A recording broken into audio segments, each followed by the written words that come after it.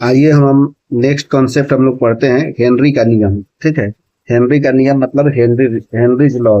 Henry law के बारे में पढ़ेंगे। यह केमिस्ट्री का बहुत ही इंपॉर्टेंट कॉन्सेप्ट है, सॉल्यूशन चैप्टर का, चैप्टर नंबर 2। ठीक है, तो सबसे पहले देखते हैं कि हेनरी का नियम बेसिकली कहता क्या है। तो यहाँ पे मैं इसे समझाने के लिए जस्ट इसके पहले मैं देखा था, तो वहां पे मैंने एक डायग्राम बनाया था, तो जिसे आप देख सकते हैं। मान लीजिए कि ये कोई बीकर है। ठीक है, यहाँ पे बीकर दिया हुआ है, तो इस बीकर में मान लीजिए कि यहाँ पे इस पोजीशन तक मान लीजिए कि नीचे द्रव भरा हुआ है। ठीक है, यहाँ पे क्या है, द्रव है। ठीक है, और इसके ऊपर जो है हमारा गैस है। ठीक है, इसके ऊपर जो है गैस भरा हुआ है। इसके ऊपर क्या है, गैस भरा हुआ है। और इसके ऊपर जो है एक पिस्टन लगा हुआ है। मान लीजिए कि ये पिस्टन है। पिस्टन से यदि हम इसमें दबाव देंगे तो निश्चित रूप से गैस पे दबाव पड़ेगा। गैस पे दबाव पड़ने के कारण इस द्रव पे भी दबाव पड़ेगा। तो निश्चित रूप से क्या होगा कि इसकी घुलनशीलता क्या होगी, वह मतलब कि बढ़ जाएगी। ठीक है, तो हेनरी का नियम कहता क्या है कि किसी भी स्थिर ताप पर किसी गैस की द्रव में घुलनशीलता, या जिसको हम लोग बोलते हैं विलयता, गैस के दाब के क्या होता है, समानुपाती होता है। यानी तो जैसे जैसे गैस का दाब बढ़ेगा वैसे वैसे द्रव की घुलनशीलता या विलयता भी बढ़ेगी।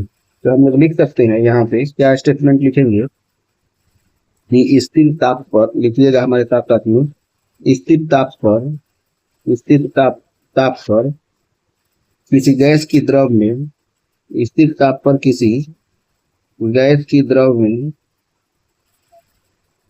किसी गैस की द्रव में घुलनशीलता या विलयता, घुलनशीलता या घुलनशीलता को ही हम लोग बोलते हैं विलयता। ठीक है, किसी ताप पर किसी गैस की द्रव में घुलनशीलता या विलयता क्या होता है, गैस के दाब के समानुपाती होता है। गैस के दाब के समानुपाती होता है। गैस के दाब के समानुपाती होता है। ठीक है, उसके बाद में है, इसीलिए हम लोग लिखेंगे यहाँ पे m is directly proportional to p। यहाँ पे प्रोपोर्शनली कांस्टेंट हटाएंगे तो हो जाएगा m equal to k into p। यहाँ पे लिखेंगे कि m, k और p क्या है। तो देखिए यहाँ पे m जो है वह है घुली हुई गैस की मात्रा है, घुली गैस की मात्रा। ठीक है, m जो है घुली गैस की मात्रा है। उसके बाद में है आपका p जो है वह साम्य पर गैस का दाब है। साम्य पर गैस का दाब है, यानी कि प्रेशर है एक तरह से। साम्यता पर गैस का दाब है। उसके बाद में पी के बाद में क्या है, के जो है वह समानुपाती स्थिरांक है। के जो है समानुपाती स्थिरांक है। समानुपाती स्थिरांक है। इस तरह से हम लोगों ने देख लिया कि एम इजकल टू के पी, हेनरी का नियम के अनुसार ही ये होता है। उसके बाद में हम लोग देखते हैं डाल्टन के अनुसार। डाल्टन के अनुसार क्या कहलाता है, इसके बारे में हम लोग लिखते हैं कि डाल्टन के नियम के अनुसार, डाल्टन के नियमानुसार, डाल्टन के अनुसार क्या होता है, डाल्टन के अनुसार जो होता है गैस की विलयता जो होता है, गैस की विलयता है जिसे हम लोग मोल प्रभाज भी कहते हैं, गैस के आंशिक दाब पर निर्भर करता है। लिखिएगा, गैस की विलयता, गैस की विलयता, गैस की विलयता जो होता है जिसे हम लोग क्या कहते हैं, मोल प्रभाज भी कहते हैं। गैस की विलयता को ही हम लोग केमिस्ट्री में इसको हम लोग मोल प्रभाज भी कहते हैं। विलयता या मोल प्रभाज दोनों एक ही चीज है। गैस की विलयता या मोल प्रभाज गैस के आंशिक दाब पर निर्भर करता है। गैसों के, यानी कि गैस के आंशिक दाब पर निर्भर करता है।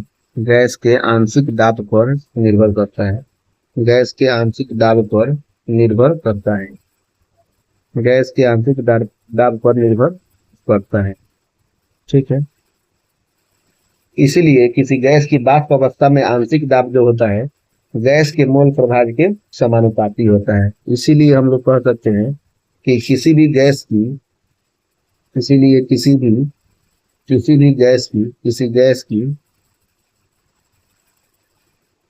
गैस की वाष्प अवस्था में किसी गैस की वाष्प अवस्था में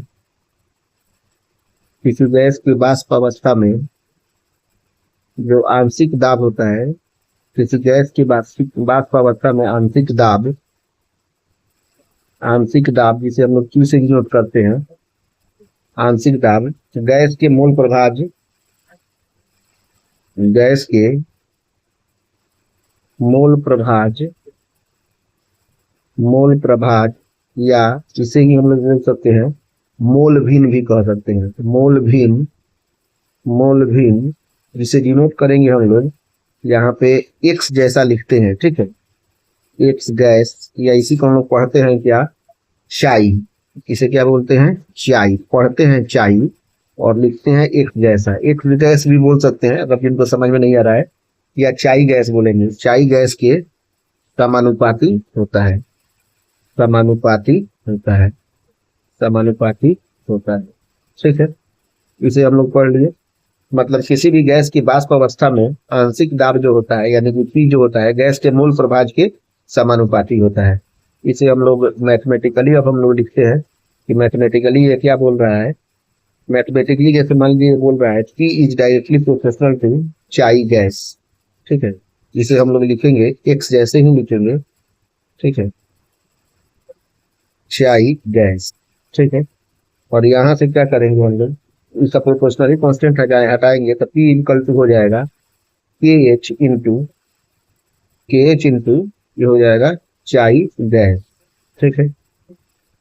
ये हमारा हो गया रिजल्ट। और जहां से यदि हम चाहें तो पी बाई चाई गैस इक्वल टू हो जाएगा के एच। यहाँ पे के एच हमारा क्या है, हेनरी कांस्टेंट है। जहाँ पे के एच जो है वह हेनरी कांस्टेंट या हेनरी स्थिरांक है। और हेनरी कांस्टेंट हम लोग को पढ़ रहे हैं, ठीक है, हेनरी का नियम पढ़ रहे हैं। ये हो गया हेनरी कांस्टेंट या हेनरी स्थिरांक, यानी कि के एच इक्वल टू हो गया पी बाई चाई गैस, ठीक है। यहाँ पे पी बाई मतलब K H equal to P by हमारा एक्स गैस या चाई गैस है, ठीक है कि नहीं। तो यहाँ पे एक्स चाई गैस को हम लोग क्या बोलेंगे, चाई गैस इक्वल टू हो जाएगा गैस का मूल प्रभाज, गैस का मूल प्रभाज है, या इसी को हम लोग बोलेंगे घुलनशीलता भी बोलते हैं। गैस का मूल प्रभाज या इसे ही हम लोग बोलते हैं घुलनशीलता, ठीक है जनाब, जितना आप समझ सकते हैं। अब उसके बाद में हम लोग आगे देखते हैं कि आगे क्या कह रहा है, ठीक है। और कुछ इंपॉर्टेंट पॉइंट हम लोग यहाँ पे देख लेते हैं।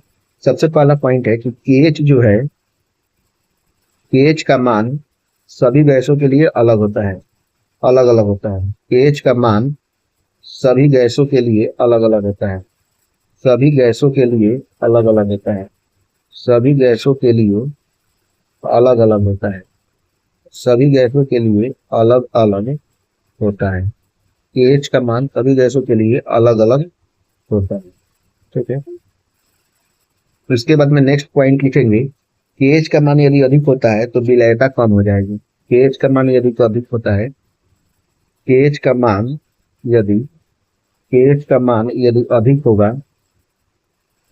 होगा तो इसकी तो विलयता इसकी कम हो जाएगी, तो इसकी विलयता जो होगी वह कम हो जाएगी। वो सब एक नंबर के क्वेश्चन में पूछ सकते हैं। यदि हम इसको ग्राफ से खींचे तो ग्राफ में मान लीजिए कि ये एक्स एक्सिस पे है, एक्स एक्सिस पे यहाँ पे चाई गैस है, ठीक है, और वाई एक्सिस पे हमारा जो है वह प्रेशर है, यानी कि आंशिक दाब, या यानी कि आंशिक दाब यहाँ पे वाई एक्सिस पे है। तो यहाँ पे जब जो ग्राफ हमारा बन रहा है यानी कि जो ढाल बन रहा है, तो ये ढाल या प्रवणता जिसको हम लोग बोलते हैं प्रवणता, ढाल या प्रवणता जो होगा उसे हम लोग के एच से डिनोट करेंगे। इस तरह से हमने पूरा कंप्लीट पढ़ लिया हेनरी के नियम को। इसके बाद में हम लोग हेनरी के नियम की कुछ सीमाएं भी पढ़ लेते हैं तो ज्यादा अच्छा रहेगा। तो लिखिएगा हेनरी के नियम की सीमाएं, हेनरी नियम की हेनरी नियम की सीमाएं, यानी कि limitations of Henry law. Limitations of Henry law, सबसे पहला लिमिटेशंस हो जाएगा आपका कि हेनरी नियम केवल बहुत दाब बहुत अधिक नहीं होना चाहिए। ठीक है, इसका दाब बहुत ही अधिक नहीं होना चाहिए। लिखिएगा आप लोग, पहला नियम क्या है, नियम की सीमाएं है, दाब बहुत अधिक नहीं होना चाहिए। दाब इसका बहुत अधिक नहीं होना चाहिए, दाब बहुत अधिक नहीं होना चाहिए। ठीक है, दाब बहुत अधिक नहीं होना चाहिए। दूसरा पॉइंट है, ताप बहुत कम ना हो, इसका ताप बहुत कम ना हो, बहुत कम ना हो। ठीक है, अगला पॉइंट है आपका, गैस विलायक में बहुत कम घुलनशील होना चाहिए। गैस विलायक में बहुत कम घुलनशील होना चाहिए, बहुत कम घुलनशील होना चाहिए, घुलनशील होना चाहिए। ठीक है, अगला पॉइंट है 4 नंबर, गैस की आणविक अवस्था में घुलने के बाद कोई परिवर्तन न हो। गैस की आणविक अवस्था में गैस की आणविक अवस्था में गैस की आणविक अवस्था में गैस की आणविक अवस्था में घुलने के बाद गैस की आणविक अवस्था में घुलने के बाद कोई परिवर्तन न हो, कोई परिवर्तन न हो। ठीक है, उसके बाद में 5वां नंबर पॉइंट है, 5वां नंबर पॉइंट आप लिख सकते हैं या इतना ही रहने दीजिए। ठीक है, अब उसके बाद में हम लोग इसको थोड़ा सा ऊपर कर लेते हैं, नियम की सीमाएं को, हेनरी के नियम की सीमाएं को। ठीक है, नोट में कुछ पॉइंट लिख लेते हैं।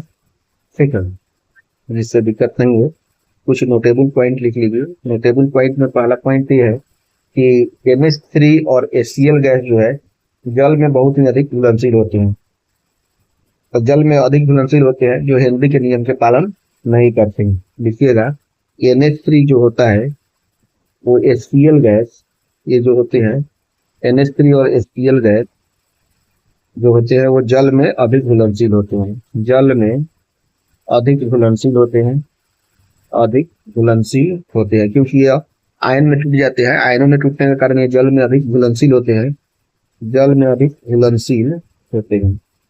और जल में अधिक घुलनशील होने के कारण निश्चित रूप से ये हेनरी के नियम का पालन नहीं करते हैं, ये हेनरी के नियम का पालन नहीं करते हैं, हेनरी के नियम का पालन नहीं करते हैं, हेनरी के नियम का पालन नहीं करते हैं, नहीं करते हैं। ठीक है, इसके बाद में दूसरा नंबर पॉइंट है कि NH3 और HCl गैस जो होता है C6H6 यानी कि बेंजीन में कम घुलनशील होता है, ये इसलिए यह हेनरी के नियम का पालन करता है। मतलब NH3 व HCl गैस जो होता है, HCl गैस व बेंजीन में यानी कि C6H6 में कम घुलनशील होता है, कम घुलनशील होता है। तो कम घुलनशील होने के कारण, कम घुलनशील होता है जिसके कारण यह हेनरी के नियम का पालन करता है, यह हेनरी के नियम का पालन करता है, हेनरी के नियम का पालन करता है, हेनरी के नियम का पालन करता है, हेनरी के नियम का पालन करता है। ठीक है, उसके बाद में अब हम लोग हेनरी के नियम के अनुप्रयोग को पढ़ेंगे। ठीक है, लिखिएगा आप सब, हेनरी के नियम का अनुप्रयोग, हेनरी के नियम का अनुप्रयोग, हेनरी के नियम का अनुप्रयोग, हेनरी के नियम का अनुप्रयोग। मतलब कहाँ कहाँ पे हेनरी के नियम का अनुप्रयोग किया जाता है इसे हम लोग देखेंगे। तो सबसे पहला पॉइंट है आपका अधिक ऊंचाई पर।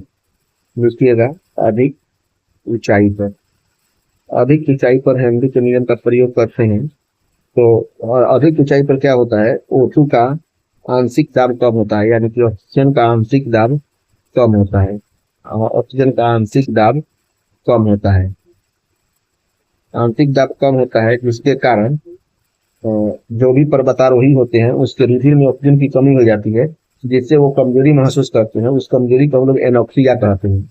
आप देखेंगे सबसे निचली ताप पर अगर 1 एटमॉस्फेरिक प्रेशर है, तो जैसे जैसे हम लोग ऊपर जाएंगे वैसे वैसे क्या होगा, ऑक्सीजन की दाब में कमी होगा। ऑक्सीजन का आंशिक दाब में कमी होने के कारण जितने भी पर्वतारोही होते हैं उनके रुधिर में क्या होता है, ऑक्सीजन की कमी होने लगती है। ऑक्सीजन में कमी होने के कारण उनको कमजोरी महसूस होगा, और इसी बीमारी को हम लोग बोलते हैं एनोक्सिया। ठीक है, तो लिखिएगा पर्वतारोही हो या लिख लीजिए आरोहक को। पर्वतारोही या सिंपली लिखिए, इसलिए आरोहको, आरोहको या पर्वतारोही भी लिख सकते हैं। आरोहकों के रुधिर में रुधिर में क्या होता है, ऑक्सीजन की कमी हो जाती है। ऑक्सीजन की कमी हो जाती है, तो इसीलिए ऑक्सीजन की कमी होने के कारण इन्हें कमजोरी महसूस होने लगता है। क्या महसूस होने लगता है, कमजोरी महसूस होने लगता है। और कमजोरी महसूस होने के कारण उसी बीमारी को हम लोग क्या कहते हैं, एनोक्सिया बीमारी कहते हैं। एनोक्सिया बीमारी कहते हैं। यानी कि एनोक्सिया कब महसूस होता है, जब हम लोग निचले सतह से ऊपर की तरफ हम लोग बढ़ते हैं तो ऑक्सीजन की कमी होती है, और इस ऑक्सीजन की कमी के कारण कमजोरी महसूस होता है। इसी कमजोरी को हम लोग एनोक्सिया की बीमारी कहते हैं। दूसरा नंबर है कि जैसे मान लीजिए कि सोडा वाटर में स्वीट की घुलनशीलता बढ़ाने के लिए बोतलों को उच्च दाब पर हम लोग बंद करते हैं। जैसे आप लोग देखे होंगे कोक यानी कि कोको कोला या मान लीजिए थम्सअप जब हम लोग पीते हैं लोग, तो उसमें कार्बन डाइऑक्साइड मिला रहता है। तो कार्बन डाइऑक्साइड मिलाकर उसको तीव्र गति से जो होता है उसको स्टीपर को हम लोग बंद करते हैं, जिससे वहां पे कार्बन डाइऑक्साइड पूरी तरह से बना रहता है। और जैसे ही हम लोग ठंडा करते हैं, चिल करते हैं, तो उसमें कार्बन डाइऑक्साइड अपने आप उसमें बढ़ने लगता है, जिसके कारण वो जब पीने पर जो होता है वो अच्छा महसूस होता है। तो लिखिएगा सोडा वाटर में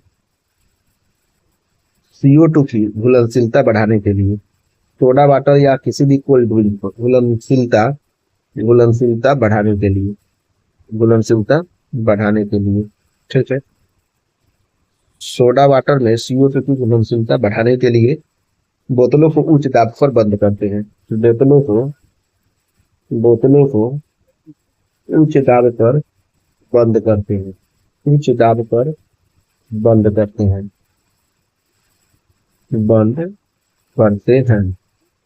बोतलों को उच्च दाब पर बंद करते हैं। तीसरा नंबर पॉइंट लिखिएगा कि गहरे समुद्र में गहरे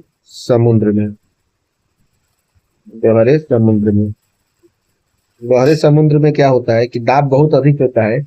जब गोताखोर जो जाते हैं ये लोग सिलेंडर में N2 और नाइट्रोजन और ऑक्सीजन मिला के जाते थे, घुलनशीलता रुधिर में अधिक हो जाती थी, जिसके कारण उनको काफी अच्छा वहां पे फील होता है। लेकिन जैसे ही वो लोग बाहर निकलते थे तो दाब कम हो जाता था और गैसों की घुलनशीलता कम हो जाती थी, जिससे गैस के बुलबुले बाहर निकलते थे, और उनसे क्या होता था कि पैरों में, पूरे शरीर में भयंकर दर्द उत्पन्न होता था। यानी कि गांठ जैसा कुछ बन जाता था, जिसे हम लोग बेंड बोलते हैं, ठीक है ना, जिससे उनको काफी दर्द होता था, जिसे हम लोग बेंड या गांठे लगना बोलते हैं।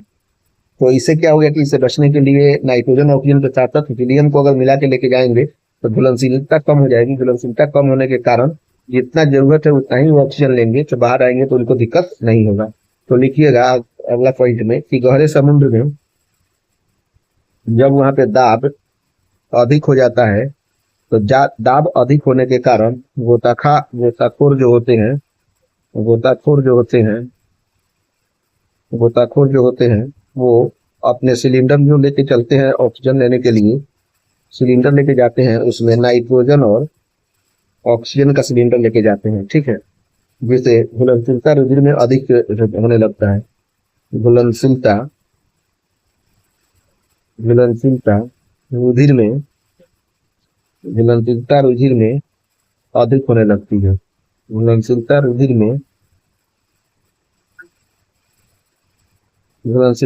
में अधिक होने लगती है, ठीक है, घुलनशीलता रुधिर में अधिक होने लगती है, जिसके कारण मतलब कि उनको बहुत ही अच्छा वहां पे फील होता है। परंतु जैसे ही वो लोग बाहर निकलते हैं, परंतु बाहर निकलने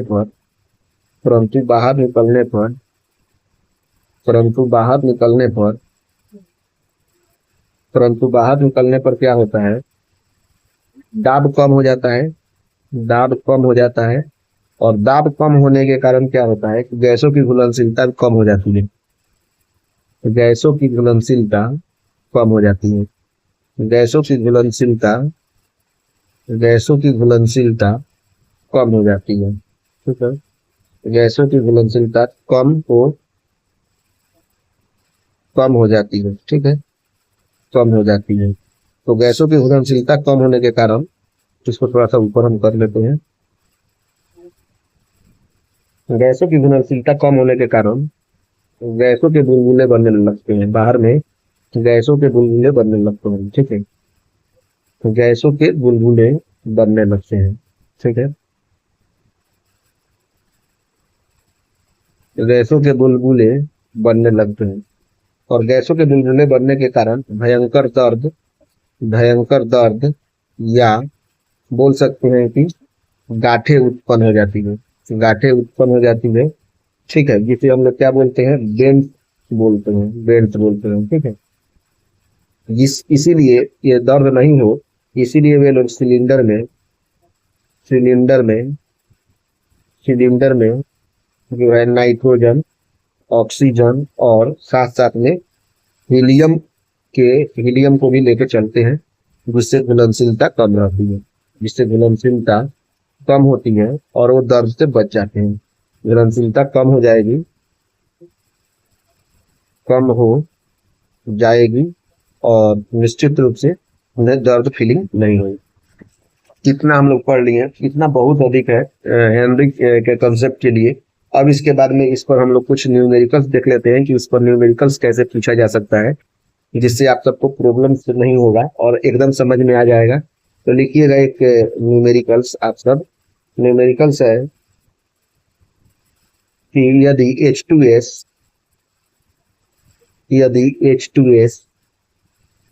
गैस की जल में H2S गैस की जल में H2S गैस की जल में एसटीपी पर विलयता एसटीपी पर विलयता 0.195 मीटर हो तो हेनरी स्थिरांक की गणना करें। हेनरी स्थिरांक की गणना करें। हेनरी स्थिरांक की गणना करें। ठीक है, तो इसमें क्या हो जाएगा, देखिए कैसे हम लोग निकालेंगे। सबसे पहले H2S दिया हुआ है, H2S दिया हुआ है। तो H2S के लिए N1 का वैल्यू कितना है, 0.195 दिया हुआ है। ठीक है, H2S गैस की जल में एसटीपी पर विलयता कितना है, 0.195 है। उसके बाद में दिया हुआ है H2O। तो H2O दिया हुआ है, तो यहाँ पे 1 मोल पर केजी होगा। तो यहाँ पे वेट हम लोग मानेंगे 1 kg। 1 kg का मतलब कितना हो गया, 1000 ग्राम हो जाएगा। और यहाँ पे जो वैल्यू हो जाएगा मॉलिक्यूलर वेट का, H2 है तो H2O दिया हुआ है। ठीक है, तो H2O का कितना हो जाएगा, 1 × 2 प्लस ऑक्सीजन का होता है 16, तो टोटल कितना हो जाएगा, 18 हो जाएगा। तो यहाँ से N2 अगर निकालना चाहे हम लोग तो वेट डिवाइडेड बाई एम हो जाता है। यहाँ पे 1000 एम है डिवाइडेड बाई, यानी कि वेट कितना है 1000, क्योंकि यहाँ पे जो होता है एसटीपी पर जो होता है H2 का 1 मोल पर ग्राम होता है। तो यहाँ पे 1000 हो जाएगा, 1000 डिवाइड बाई कितना हो जाएगा, 18। इससे जब हम डिवाइड करेंगे तो हो जाएगा 55.55 हो जाएगा। यानी कि N1 कितना दिया हुआ है, 0.195 और N2 हमने निकाल लिया 55.55 निकल गया। ठीक है, तो टोटल जो NT जो हो जाएगा वह हो जाएगा N1 प्लस N2। तो हम लोग इसको निकालेंगे तो हो जाएगा N1 है 0.195 प्लस N2 कितना है 55.55। ठीक है, इसको जोड़ेंगे तो हो जाएगा 55.745। देखिए N2 निकल गया। अब इसके ऊपर थोड़ा सा कर लेते हैं। तो हमारे पास फॉर्मूला जो है चाई H2S। ठीक है, हेनरी स्थिरांक की गणना करना है तो हमारे पास फॉर्मूला होता है N1 बाई कितना होता है NT। N1 का वैल्यू कितना दिया हुआ है 0.195 डिवाइड बाई NT का वैल्यू कितना दिया हुआ है 55.745। इसको हम लोग करेंगे तो हो जाएगा 0.0035 हो जाएगा। और हम लोग फार्मूला जानते हैं के एच हेनरी स्थिरांक का पी बाई चाई एक्स। चाई एक्स मतलब चाई गैस, गैस की जगह पर यहाँ पे एच टू एस है, तो पी का वैल्यू देखिए, पी का वैल्यू होता है एच टी पी पर पी का वैल्यू होता है 0.987 बार होता है। और तुम्हारा चाई गैस का वैल्यू यहाँ पे निकला हुआ है 0.0035, और इसको हम लोग लिखेंगे तो ये हो जाएगा, सोल्व करेंगे तो 282 हो जाएगा आंसर। इस तरह से हम लोगों ने आराम से निकाल लिया, इसमें कुछ था नहीं। के एच का फॉर्मूला होता है आपका पी बाई चाई गैस, यहाँ पे पी का वैल्यू एस टी पी पर 0.987 बार होता है, और चाई गैस निकालने के लिए N one by N two निकालेंगे। एन वन ऑलरेडी दिया हुआ है, एन टी निकालने के लिए हमको एन टू का वैल्यू निकालना पड़ेगा। एन टू निकालने के लिए वेट बाई मोलिकुलर वेट होता है, वेट यहाँ पे 1000 ग्राम है और मोलिकुलर वेट इसका 18 है, तो 1000 में 18 से डिवाइड कर दिए तो 55.5 हो गया। दोनों को जोड़ दिए तो यहाँ पे एन टी निकल गया। एन टी निकलने के बाद में चाई एच टू एस निकल गया, और चाई एच टू एस निकल गया, यहाँ पे के एच से पी बाई चाई एक्स निकल गया, तो इसलिए इसका वैल्यू हो गया 282। अब हम लोग दूसरा एक क्वेश्चन और भी देख लेते हैं कि दूसरा क्वेश्चन कैसा है। ठीक है, लिखिएगा क्वेश्चन दूसरा। दिया हुआ है 298 केल्विन पर, 298 केल्विन पर CH4, जिसे हम लोग मीथेन बोलते हैं, CH4 की C6H6 पर मोललता हम लोग ये सब आगे पढ़ेंगे भी, बट बस हम क्वेश्चन दिखाना चाह रहे थे कि कैसे क्वेश्चन बनता है। मोललता का हेनरी स्थिरांक, मोललता का हेनरी स्थिरांक, मोललता का हेनरी स्थिरांक जो है 4.27 गुने 10⁵ mmHg है, mmHg है। ठीक है, तो 298 केल्विन तथा 298 केल्विन तथा 760 mmHg दाब पर, mmHg दाब पर CH4 की C6H6 में विलयता बताना है कि विलयता कितना होगा, कि विलयता कितना होगा। ठीक है, तो इसका आंसर हो जाएगा आपका सॉल्यूशन। देखिए के एच कितना दिया हुआ है, के एच हेनरी स्थिरांक तो स्पष्ट रूप से यहाँ पे दिया हुआ है 4.27 गुने 10⁵ mm ऑफ एच जी दिया हुआ है, इसमें तो कोई दिक्कत नहीं है। पी का वैल्यू जो दिया हुआ है, पी का value 760 mm of H G दिया हुआ है, 760 mm ऑफ एच जी दिया हुआ है, इसमें भी कोई दिक्कत नहीं है। आपको विलयता का मूल प्रभाज निकालना है। ठीक है, विलयता निकालना है, या विलयता को ही हम लोग बोलते हैं क्या, विलयता को ही हम लोग बोलते हैं मूल प्रभाज बोलते हैं, मूल प्रभाज बोलते हैं, या इसी को हम डिनोट करते हैं चाई एक्स डिनोट करते हैं। यही तो निकालना है आपको, यानी कि चाई गैस निकाल सकते हैं। ठीक है, यही निकालना है, क्योंकि हम जानते हैं चाई गैस इक्वल टू कितना हो जाता है, P बाई के एच होता है, यानी कि प्रेशर बाई हेनरी स्थिरांक। पी का वैल्यू कितना दिया हुआ है, 760 दिया हुआ है, और के एच का वैल्यू कितना दिया हुआ है, 4.27 गुने 10⁵ दिया हुआ है। डायरेक्ट तो क्वेश्चन, डायरेक्ट क्वेश्चन है, यदि हम इसको डिवाइड करेंगे तो इसको हम ऊपर कर सकते हैं, और 427 से यदि हम लोग डिवाइड करें तो निश्चित रूप से क्या हो जाएगा,